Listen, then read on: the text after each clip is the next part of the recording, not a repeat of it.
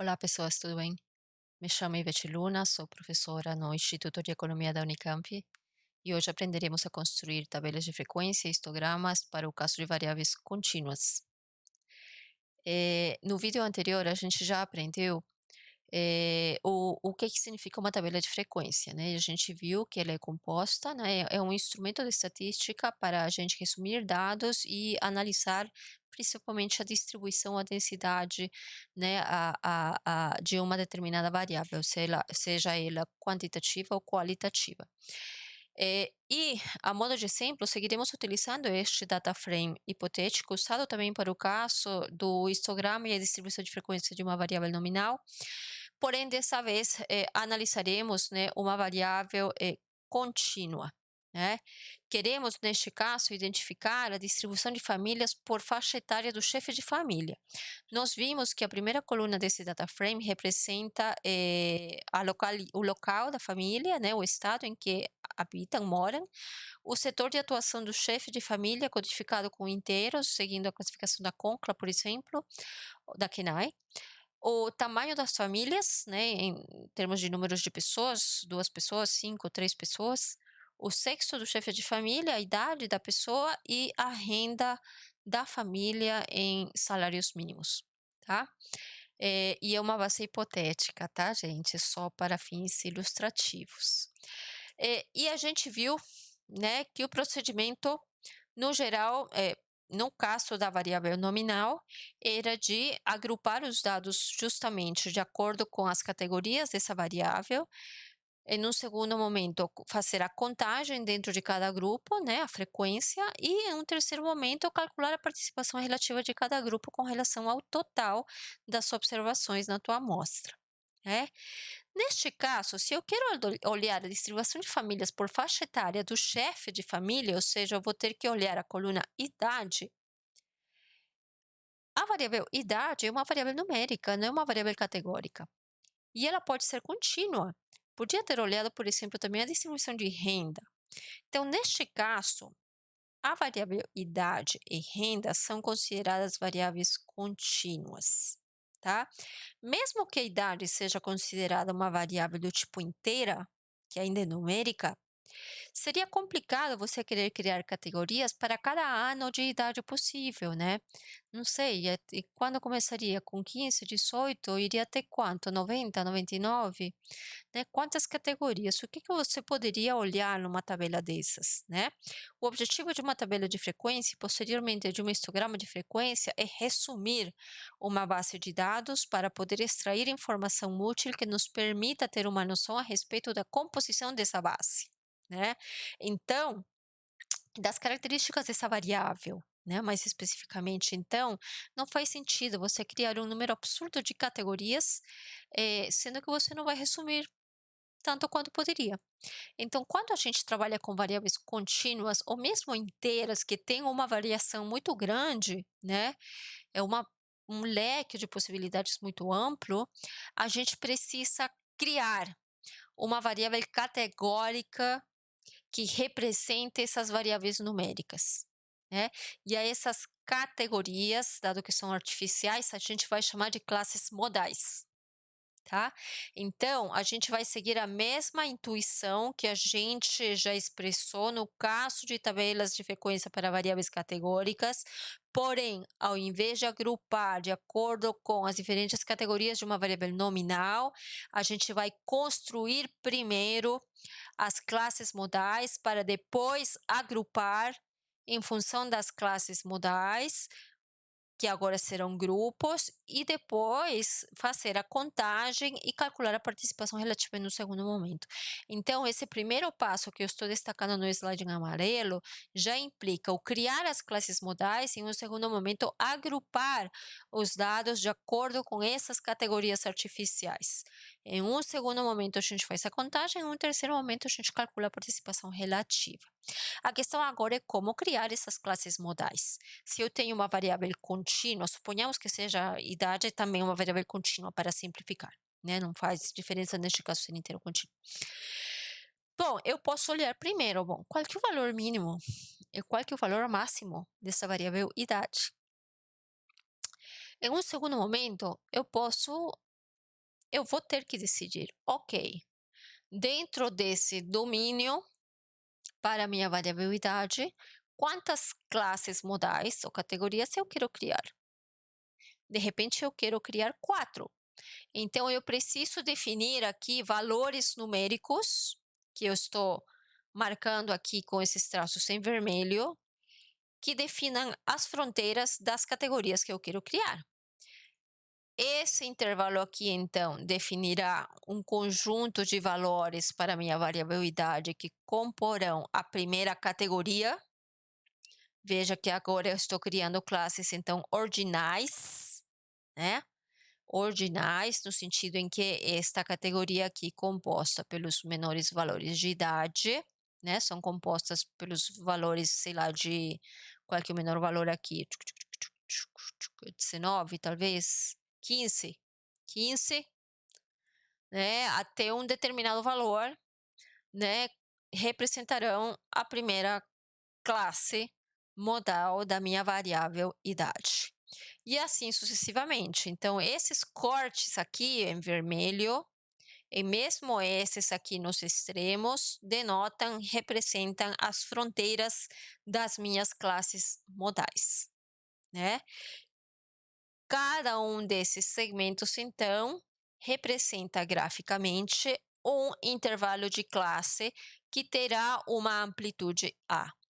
Essas amplitudes podem ser diferentes, podem variar os tamanhos, né? Mas, de forma geral, a gente costuma ter uma amplitude constante para cada um desses intervalos de classe, tá? Pode mudar? Pode, tá? Mas eu vou assumir aqui que é constante para simplificar. Então, como que eu posso calcular essa amplitude? Bom, posso pegar o máximo ao olhar observado menos o mínimo, dividir pelo número de intervalos que eu quero, né? Isso vai me dar a amplitude de cada um dos meus intervalos de classe.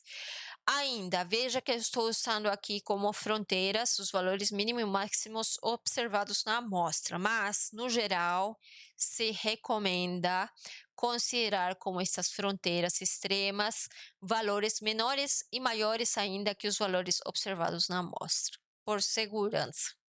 Tá? Meio que para centralizar ali ou incluir, garantir a inclusão desses valores extremos nos intervalos de classe, tá? Aqui, para simplificar, eu estou utilizando, ó, esses valores máximos e mínimos na amostra como fronteiras aqui extremas, né, do nosso domínio da variabilidade, tá? Mas fica ali a dica, né, de tentar incorporar valores ainda mais extremos no cálculo dessa amplitude, tá? É uma boa prática, digamos assim. Bom, para simplificar, então, eu preciso, então, ver como é que eu vou calcular esses cortes aqui, né? Ver, e veja que aqui eu coloquei um n igual a 4 intervalos de forma arbitrária. Há várias técnicas para você especificar a quantidade ótima de intervalos de classe, mas eu não vou entrar nesse assunto aqui.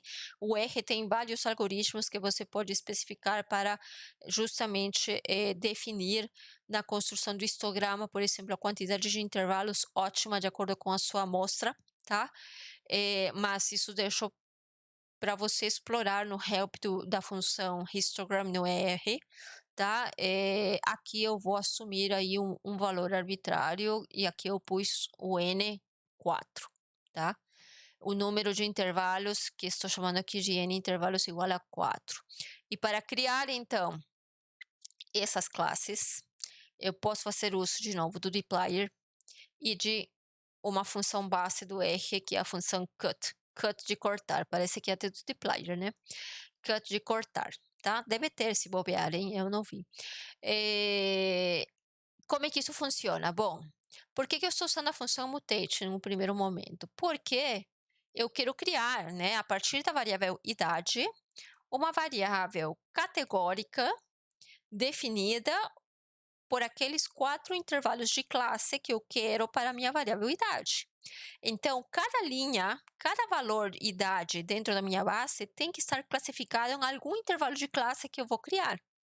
Portanto, eu vou criar essa nova variável, que eu vou chamar de classe, que vai conter justamente, né, algum símbolo que me represente cada uma dessas 4 categorias, tá? Essas classes podem ser codificadas, por exemplo, variar de 1 a 4, né, partindo do intervalo que contém as menores cidades até as cidades mais altas, né, maiores, né.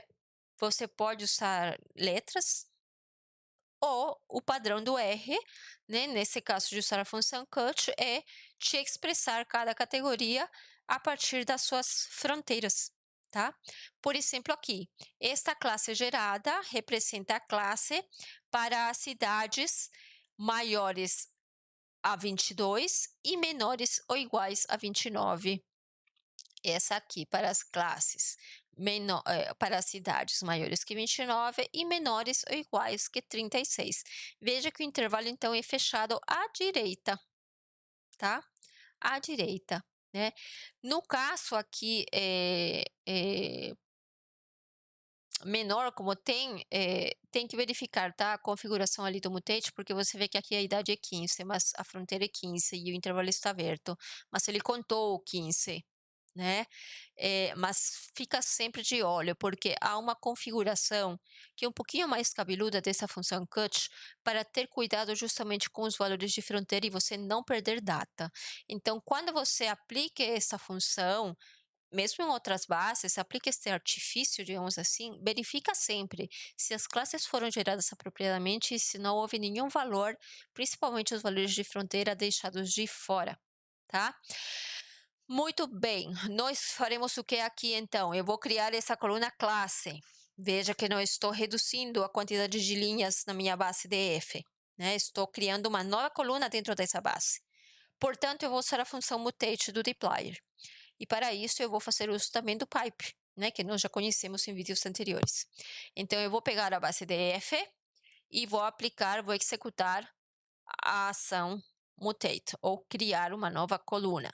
Posso criar várias colunas por vez, tá? Fica aí a dica. Como é que eu vou chamar essa coluna? Vou chamar de classe e ela vai ser composta pelas categorias que a função cut vai criar.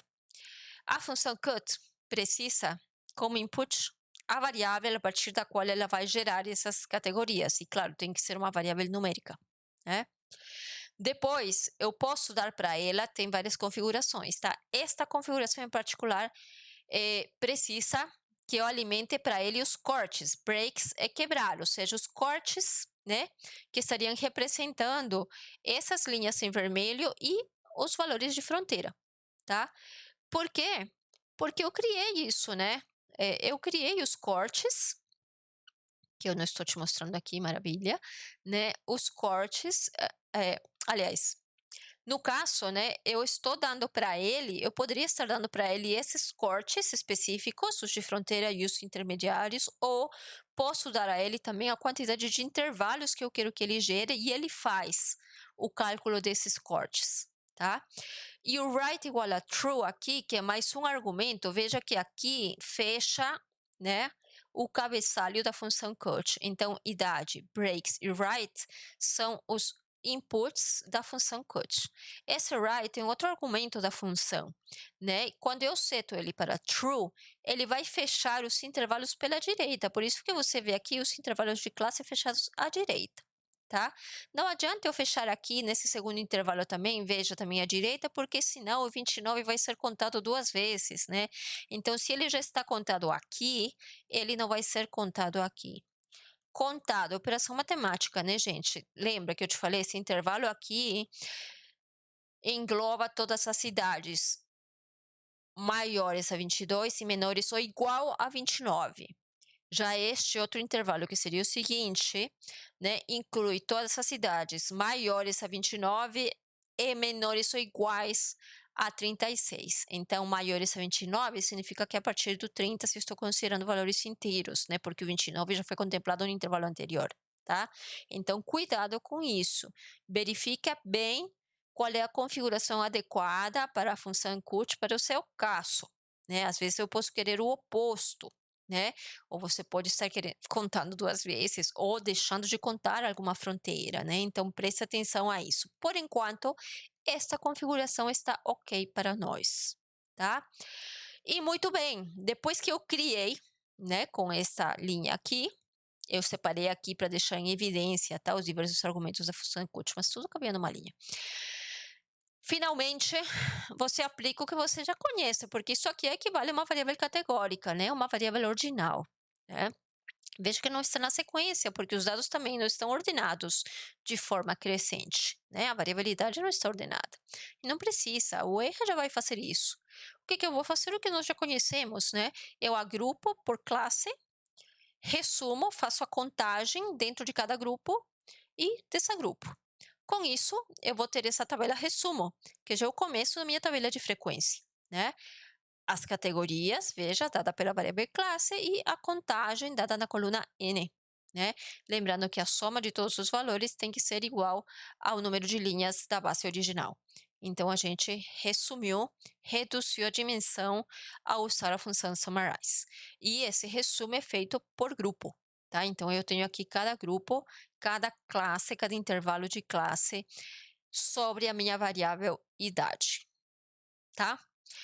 Muito bem, falta agora calcular a frequência, mas isso já é fácil também, né? A frequência relativa, né, vai ser armazenada numa coluna que eu estou chamando aqui de pair, que você segue o procedimento que a gente viu para o caso de tabelas para uma variável nominal, né? Então, você aplica aqui a função mutate sobre o que eu estou chamando aqui de tabidade, tabidade é o nome dessa tabela então, e eu vou sobrescrever ao criar essa nova coluna perc, né? Por quê? Porque eu não estou reduzindo linhas, né? Eu estou usando para isso então a função mutate que me permite criar essa coluna perc que vai conter a participação relativa e aqui já estou arredondando a uma casa decimal. Não te mostrei aqui o valor porque fiz isso manualmente, né? Para ficar aqui bonito, né? Mas isso aqui me provocaria aqui, por exemplo, um 20,0 e um 40, aliás, ponto zero no R, tá? Então é assim, tá? É um procedimento um pouquinho mais complexo quando se trata de cálculos ou de elaborar tabelas de frequência para variáveis numéricas, tá? Por isso que tem um vídeo à parte. E o histograma, hein, gente? O histograma também tem uma história à parte, né? Não é tão arbitrário, né, como quando a gente fez o histograma para uma variável nominal, né? Temos algumas opções, vou te mostrar algumas delas, tá? Lembra que tem N formas, e quando a gente entra ao usar o ggplot, então a gente tem a função geomist, né, ou geomfreqpoly, enfim, tem várias possibilidades ali para construir histogramas de frequência. Mas usando as funções base do R, eu vou te mostrar aqui algumas possibilidades, tá? A primeira é essa aqui, ó. Bom, vou usar a função ist, mas a função ist requer ou a quantidade de intervalos que você precisa ou os cortes, né, que você quer utilizar para construir as barrinhas que comporão o seu histograma de frequência, tá? Como é uma variável contínua, você não pode ter separação entre as barrinhas, né, gente? Porque aí significaria que a frequência é zero entre um intervalo e outro, mas os intervalos são contínuos. Lembra, o 29 é a fronteira de dois intervalos consecutivos, só que um intervalo é fechado e outro aberto, né? Então, você não pode deixar espaço entre as barras, tá, gente? Então, o que que eu vou fazer aqui? Vou calcular primeiro os cortes, né, por idade, ó, os cortes por idade. Como? Lembra? Peguei aqui o valor mínimo de idade, o valor máximo de idade. Olha, estou chamando o vetor idade usando o dólar, né, sobre o meu data frame df, né, igual para calcular o valor máximo observado na variável idade no meu data frame df. E com isso eu vou usar a função sec, que é a função sequência, tá? É uma sequência que começa na idade mínima, termina na idade máxima, e essa sequência tem que ter comprimento 5. Por que 5? Olha o vídeo. Olha o vídeo. Cada espaço entre o meu dedo vai ser um intervalo de classe. Mas esses intervalos precisam de fronteiras, né? Inicial e final, inicial e final, inicial e final.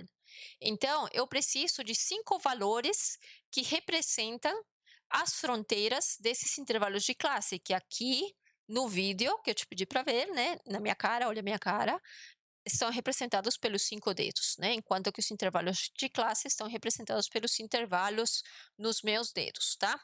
Então, se eu faço isso, como é que eu faço isso? Eu seto, especifico o argumento length.out da função sec.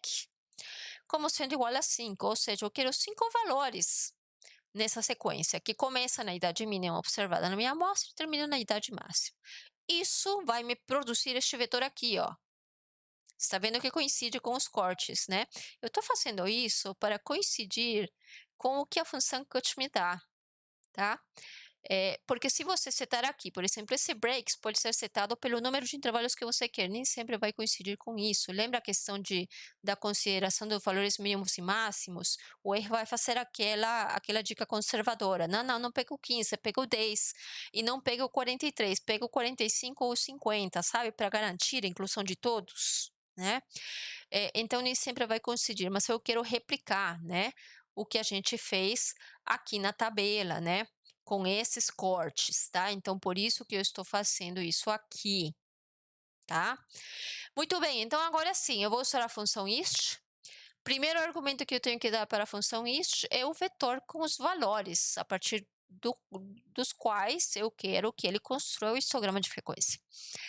Segundo argumento necessário, os cortes, que assim como a função cut podem ser os cortes propriamente ditos ou a quantidade de intervalos. Aqui eu estou te mostrando como gerar os cortes e como utilizá-los para construir esse histograma, tá bom? Right igual a true, porque eu quero que considere os intervalos que ele vai gerar fechados à direita, que nem na função cut, né? E aqui eu tenho firula, né? Ó, vejo que cada argumento é separado por uma vírgula, mas aqui, ó, nessas duas últimas linhas eu só tenho caracteres, né, denotando os nomes dos eixos horizontal e vertical e o título da figura. É só para deixar o gráfico mais bonito, né? Veja então que os cortes me dão as fronteiras dos intervalos de classe. Eu vou ter um intervalo então que vai do 15 ao 22, outro que vai do 22 a 29, sempre fechado pela direita, tá?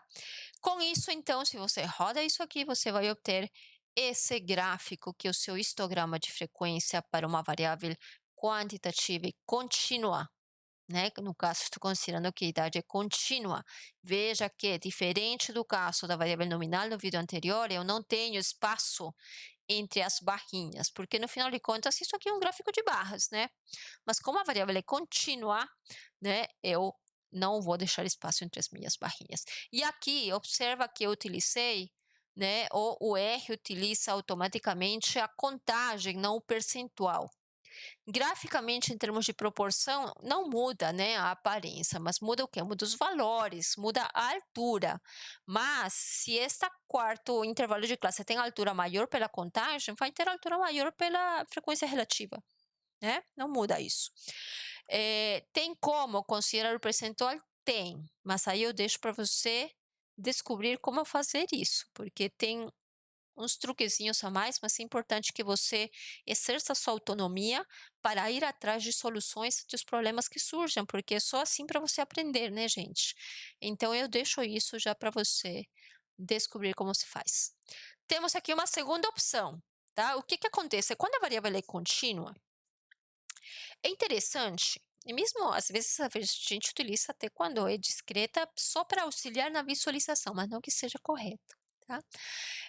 A gente utiliza algo que a gente chama de densidade, né, de probabilidade, que é uma característica das distribuições das variáveis contínuas, né, para ter uma noção de como é que estes valores de fato são, né. Eh, po, po, po, po, po, po, deixa eu ver, o gráfico está aqui, ó. E aí o que que eu vou fazer? Bom, aqui eu já meio que estou te dando a resposta, né, ali no do percentual, mas enfim, pesquisa, tá, do porquê que acontece essas coisas. O que que eu fiz aqui? Bom, apliquei os mesmos linha de código da opção 1 do slide anterior, porém, eu adicionei uma linha que me representa justamente a densidade, seria uma proxy da distribuição ou da densidade de probabilidade da variável idade ao ser considerada contínua. E qual que é a graça dessa curva de densidade que eu estou calculando aqui nessa última linha, ó? Oh, venha, isso, nessa última linha aqui. Veja o que eu estou fazendo, estou usando a função lines, que pede para o R plotar uma linha no gráfico anterior. Logo depois, eu chamo função density, ou seja, eu quero que me faça uma linha da densidade da variável idade de DF. E o que é essa densidade? Essa linha azul que você está vendo no meu gráfico, né? Qual que é a graça dela? Que ela vai considerar justamente as características estatísticas, né, da densidade, de fato, da variabilidade, ou seja, a área debaixo da curva tem que ser igual à unidade, né? Por isso que aqui no eixo vertical eu estou colocando como rótulo o percentual. Veja que não é equivalente à participação relativa. Aqui eu tenho valores muito pequenininhos, por quê? Porque a soma da área tem que ser igual a 1, né? E como aqui os valores variam de 15 a 40 e pouco, né? Então os valores no eixo vertical têm que ser muito pequenininhos, né? Porque não é uma distribuição normal padrão, né, gente? Mas ao fazer isso, veja que o histograma se ajusta, né? Preservando a proporção das colunas, né? Porém, ajustando o eixo vertical de maneira que a proxy da função densidade de probabilidade em azul da variável contínua se aproxime ao máximo às barras. Com isso, eu quero te mostrar o quê? Que, de forma geral, um histograma de frequência, tanto para uma variável contínua como para uma variável discreta ou nominal, representa, de fato, ou acaba sendo uma proxy grosseira, mas uma proxy da distribuição para uma variável contínua ou com variáveis categóricas ou da densidade de probabilidade no caso de variáveis contínuas, tá? Então, é um bom início para você analisar a distribuição de fato, de forma empírica, né, dessas variáveis, tá bom? Temos mais uma última opção, que é uma gambiarra, na verdade, usando a função bar plot, né? E qual que é a gambiarra? Veja que estou usando não mais o data frame DF, mas sim a tabela de frequência, né? Que a gente calculou, onde temos a coluna com as participações relativas, né? E que mais que eu estou usando? Isso aqui você já sabe, estou puxando aqui os nomes das categorias, né? E eu estou citando o argumento space, que é o espaço entre as barras, igual a zero. Por quê? Porque eu estou usando o bar plot para criar uma proxy da densidade de probabilidade da minha variável, idade, que é contínua. E sendo contínua, o espaço entre barras tem que ser zero, nine, null. Com isso, então, né, veja aqui, enfatizo o space zero, que é mais um argumento da função bar plot, eu consigo esse histograma de frequência. E veja que aqui as classes modais, ou os intervalos de classe, né, entram como rótulos, né, como rótulos das diversas categorias, mas é uma gambiarra, tá, gente? Veja que aqui o x-lab e o y-lab são firulas aqui para deixar o gráfico mais bonito só, né? Então, temos essas possibilidades. Para fechar, né, eu quero enfatizar a questão do porquê que a gente precisa olhar para essa distribuição, mas eu já te dei as dicas, né? Primeira coisa, olha essa distribuição, por exemplo, uma distribuição praticamente normal, mas é empírica, porque eu peguei, por exemplo, uma variável hipotética também de idade de uma população ou de uma amostra ali, né? E eu construí os intervalos de classe ali, um tantão, os histogramas de frequência, plotei a linha da densidade de probabilidade empírica, né? E olho para ele e parece, né? Simétrica, né? Mas o que eu quero que você perceba é que esse histograma é uma proxy de fato dessa distribuição que te diz que, no geral, boa parte dos indivíduos tem uma idade em torno de 40 e que tem muitos poucos ou poucos indivíduos muito novos, muito jovens e poucos indivíduos idosos, né? Então, os casos extremos são poucos, né? Portanto, você já está entrando numa análise qualitativa da tua amostra. Você está vendo como ela está distribuída. Isso nos vai ajudar quando a gente entra em medidas de posição e dispersão. Por quê? Porque nem toda medida de posição vai se enquadrar na tua base, vai ser boa para você apresentar de forma resumida os seus dados. Neste caso, por exemplo, a média, como a gente verá mais à frente, ela representa muito bem, né, porque a média está justamente aqui, né, no ponto em que há uma frequência maior, né, mas nem sempre vai ser assim. Aqui, por exemplo, se eu calculo a média vai me sair por aqui. Nós veremos isso mais à frente, tá. Mas eu vejo como a concentração maior num valor menor, né, e essa curva aqui está mais para a esquerda, né, ou seja, uma distribuição assimétrica, que também veremos mais à frente, né. Portanto, essa distribuição aqui, esta proxy, que é a curva de densidade empírica a partir de uma amostra, hipoteticamente que pode representar, por exemplo, a receita de firmas em milhares de reais, me diz que há pouquíssimas empresas com uma receita absurda ou alta e muitas empresas com uma receita baixa. É muito diferente da distribuição anterior, né? Então, isso a gente pode observar em um primeiro momento a partir de uma tabela de frequência e de um histograma de frequência, tá? É isso então, gente, como exercício, se você tem interesse em praticar ali as suas skills, eu te recomendaria ir direto lá no site, né, da RAIS, na Secretaria do Trabalho do Ministério de Economia, né, baixa lá alguma amostra, lá alguma base, sei lá, Roraima é o estado que tem um arquivo, menor, tem menos linhas, então é mais fácil de carregar em qualquer computador.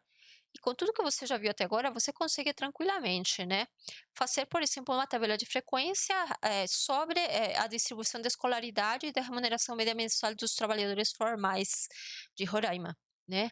Pode elaborar os histogramas de frequência para olhar, né, visualizar essa distribuição e fazer algumas inferências iniciais a respeito. Tem também aquela amostra com apenas 100 observações que eu deixo na minha página pessoal, se você quiser usá-la para treinar, né, que é a amostra-rais.csv, né, e sempre é muito bom, né, antes você entender direito, né, o que cada coluna representa. E para isso, em se tratando da RAIS, eu te recomendo fortemente olhar também lá no site, né, o dicionário da base, né, o site da secretaria, tá, de trabalho aí do ministério, tá. Olha o dicionário da base, né, e entenda o que cada uma delas representa. Os próximos vídeos também utilizarão um pouco essa base, essa amostra pequenininha, né, de 100 linhas, para a gente explorar um pouco a partir de dados reais, tá. É isso então, gente, muito obrigada aí e até a próxima.